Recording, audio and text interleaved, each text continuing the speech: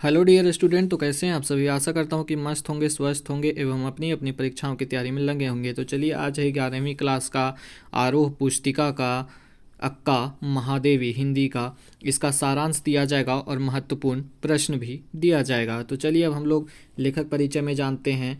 तो अक्का महादेवी का जन्म 12वीं सदी कर्नाटक में हुआ था, जिला शिवमोगा। इनकी प्रमुख रचनाएं हैं वचन सौरभ, हिंदी में नाम है वचन सौरभ और अंग्रेजी में नाम है स्पीकिंग ऑफ शिवा। शिवा मतलब लॉर्ड शिवा, भगवान शिव के बारे में बात हो रही है। चलिए आगे हम लोग जानते हैं। इतिहास में वीर शैव आंदोलन में जुड़े कवियों रचनाकारों की एक लंबी सूची है। अक्का महादेवी इस आंदोलन से जुड़ी हुई एक महत्वपूर्ण कवि है, मतलब ये शैव आंदोलन से जुड़ी हुई एक महत्वपूर्ण कवियत्री है। चंद मल्लिकार्जुन देव, अब देखिए यहाँ पर नाम आया चंद मल्लिकार्जुन देव, ये शिव जी का नाम है, इनके आराध्य हैं। कन्नड़ भाषा में अक शब्द का अर्थ बहिन होता है। कन्नड़ भाषा में क्या अक शब्द का अर्थ बहिन होता है।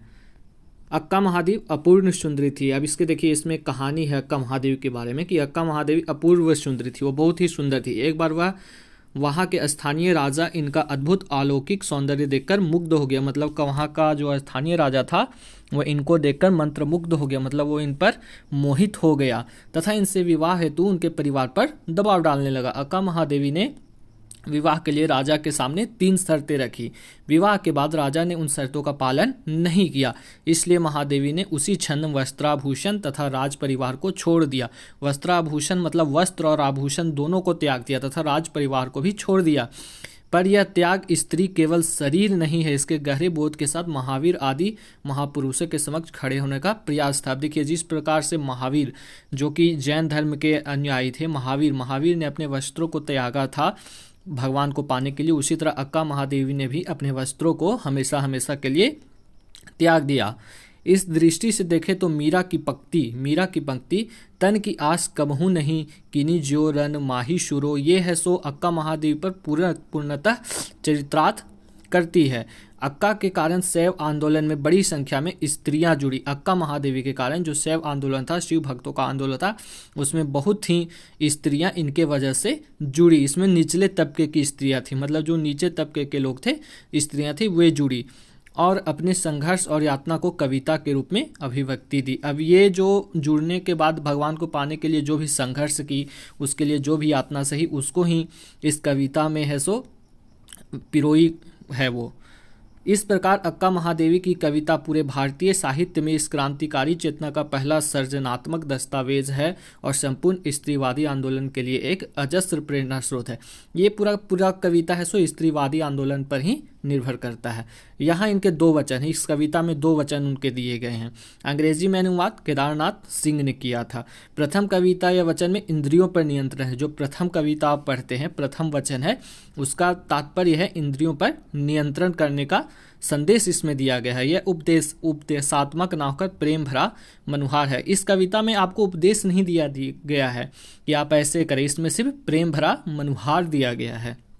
मनुष्य को अपनी भूख, प्यास, नींद आदि वृत्तियों व क्रोध, मोह, लोभ, ईर्ष्या सब को छोड़ देना चाहिए। उस पर मनुष्य को विजय प्राप्त कर लेना चाहिए। वह लोगों को समझाती है कि इंद्रियों को वश में करने से ही शिव की प्राप्ति होती है। अब चूंकि वो शैव भक्त थी तो वो एकदम चाहेगी कि इंद्रियों को वश में कीजिए और शिव की प्राप्ति कीजिए। शिव मतलब भगवान की प्राप्ति कीजिए। अक्का महादेवी की कविता है हे भूख मत मचल, बहुत ही मर्म स्पर्शी कविता है। मर्म स्पर्शी मतलब होता है जो हमारे मन को छू जाती है। इस कविता में कवित्री भूख से कहती है कि तू ज़्यादा मचल, इससे उनकी भक्ति में अवरोध उत्पन्न होता है। चूँकि क्या है कि वो वस्त्र, अन्न, जल सब कुछ है सो त्याग दी थी भगवान को पाने के लिए।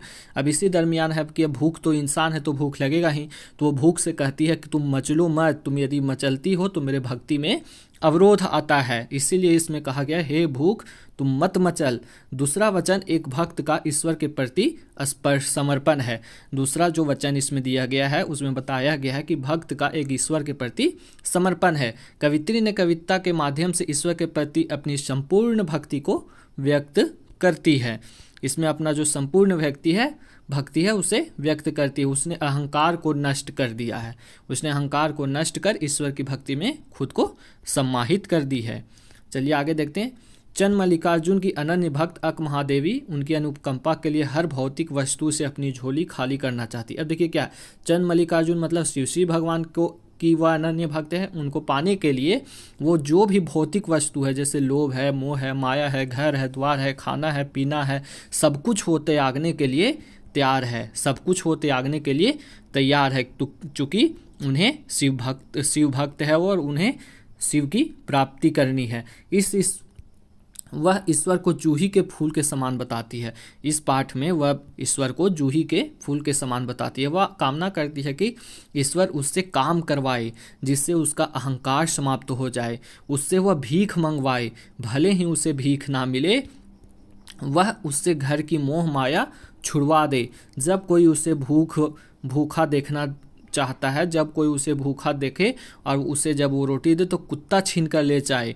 कवित्री का एकमात्र लक्ष्य में परमात्मा की प्राप्ति करना है। मतलब देखिए, इस कविता के माध्यम से बस एक ही चीज़ पता चलता है कि भगवान को पाने के लिए जितने भी भौतिक सुख सुविधाएं हैं उसको एकदम ना कह देना, उसका इनकार कर देना। भूख है उसको भी ना कह देना, प्यास है उसको भी नहीं कह देना। तो इसका मेन सार यही है। चलिए क्वेश्चन नंबर 1 देखते हैं कि लक्ष्य प्राप्ति में, क्वेश्चन आता है कि लक्ष्य प्राप्ति में इंद्रियां बाधक होती है, इसके संदर्भ में अपना तर्क दीजिए। अब देखिए, लक्ष्य प्राप्ति मतलब होता है कि हम कोई जॉब करने जाते हैं तो वो भी हमारे लक्ष्य प्राप्ति, इसमें इंद्रियां बाधक होती है। इंद्रियां हम लोग जानते हैं कि हमारे सेंस ऑर्गन है 5, उसमें बाधक होती है। तो देखिए कैसे होती है। इंद्रियां सबसे महत्वपूर्ण तत्व है जिसके बिना मनुष्य की परिकल्पना असंभव है। इंद्रियां मनुष्य को भ्रमित करती है, इंद्रियां जो है सो मनुष्य को भ्रमित करती है। अब देखिए कैसे, आँख हमारा इंद्रिय है, यदि हम किसी सुंदर चीज़ को देखते हैं तो हम उसकी ओर आकर्षित हो जाते हैं, तो वो हमें कहीं ना कहीं भ्रमित करती है। फिर जैसे है कि हमारा नाक इंद्रिय है, अब हम किसी पकवान का सेंट सूंघते हैं तो तुरंत उस पकवान को खाने के लिए इच्छा जाहिर करते हैं, तो वो भी कहीं ना कहीं भ्रमित होता है। इसके लिए इंद्रिय पर नियंत्रण रखना आवश्यक है। चलिए क्वेश्चन नंबर 4 देखते हैं। अपना घर से क्या तात्पर्य है? अपना घर से क्या तात्पर्य है, इसे भूलने की बात क्यों कही गई है? तो अपना घर से तात्पर्य है सांसारिक मोह माया। व्यक्ति इस घर में सभी से लगाव महसूस करता है। संसार की वह चीज़ों जो हम अपने आप से उलझा लेती है, जिससे हम प्रेम करते हैं, वे हमारे ईश्वर प्राप्ति के मार्ग में बाधक होती है। अब देखिए, यहाँ कवित्री के माध्यम से कहा गया है कि जितने भी भोग विलास की वस्तु है उसको आप छोड़िए, और यदि आप उसे नहीं छोड़िएगा तो आपको ईश्वर नहीं मिलेंगे, ईश्वर पाने के मार्ग में बाधक होगी। अब जैसे यहाँ पर देखिए, नागा साधु जो हैं, अभी महाकुंभ चल रहा है, नागा साधु जो हैं वो भी अपना सांसारिक मोह माया, घर परिवार, जीवन सब कुछ छोड़ के आए हैं ताकि उन्हें शिव भगवान मिल सके, ईश्वर मिल सके। अब देखिए क्वेश्चन है यहाँ पे कि प्रथम पद में कवित्री अक महादेवी इंद्रियों पर नियंत्रण की बात करती है। क्या पर? इंद्रियों पर नियंत्रण की बात करती है। चलिए आगे देखते हैं। कवित्री किससे कहती है कि तुम मचल कर मुझे मत सता? तो देखिए, कवित्री भूख को कहती है कि तू मचल कर मुझे मत सता। कवित्री किससे कहती है कि तू उथल पुथल मच मचा? तो वो क्रोध से कहती है कि तुम उथल पुथल मत मचाओ। कवित्री मोह से क्या कहती है? कवित्री मोह से क्या कहती है? तो इसका आंसर होगा कि वह अपने बंधन ढीले कर दे। मुंह से वो कहती है कि मुझे जकड़ कर मत रखो, तुम अपने बंधन को ढीले कर दो। कवित्री किसका संदेश लेकर आई है? तो कवित्री शिव भगवान का संदेश लेकर आई है। क्वेश्चन नंबर 10 देखिए, दूसरे पद में कवित्री क्या व्यक्त करती है? तो दूसरे पद में कवित्री व्यक्त करती है कि ईश्वर के प्रति पूर्ण समर्पण का भाव। क्वेश्चन नंबर 11 देखिए, कवित्री ने ईश्वर को किसके समान बताया है? तो कवित्री ने ईश्वर को जूही के फूल के समान बताया है। क्वेश्चन नंबर 12 देखिए, सांसारिक चक्र में उलझने से सबसे बड़ा कारण क्या है? तो सांसारिक चक्र में उलझने का सबसे बड़ा कारण है घर का मोह और माया। जब कवित्री भीख मांगने के लिए झोली फैलाए तो वह ईश्वर से क्या प्रार्थना करती है? तो वो ईश्वर से प्रार्थना करती है कि उसे कोई भी भीख ना दे, और यदि उसे कोई भीख दे तो उसको कुत्ता छीनकर ले चला जाए। अंततः कवित्री क्या चाहती है? तो अंततः कवित्री चाहती है कि कवित्री त्याग की प्रकाष्ठा को प्राप्त करना चाहती है। कवित्री मान अपमान के दायरे से बाहर निकलकर ईश्वर में विलीन हो जाना चाहती है। कवित्री सारे मोह बंधनों से मुक्त हो जाना चाहती है। क्वेश्चन नंबर 15 देखिए, अक महादेवी भीख मांगने की कामना क्यों करती है? तो इसका आंसर होगा क्योंकि कवित्री संसार से विरक्त होकर ईश्वर को पाना चाहती है। तो चलिए बहुत बहुत धन्यवाद, आप यहाँ तक जुड़े रहे, आपका दिन शुभ हो।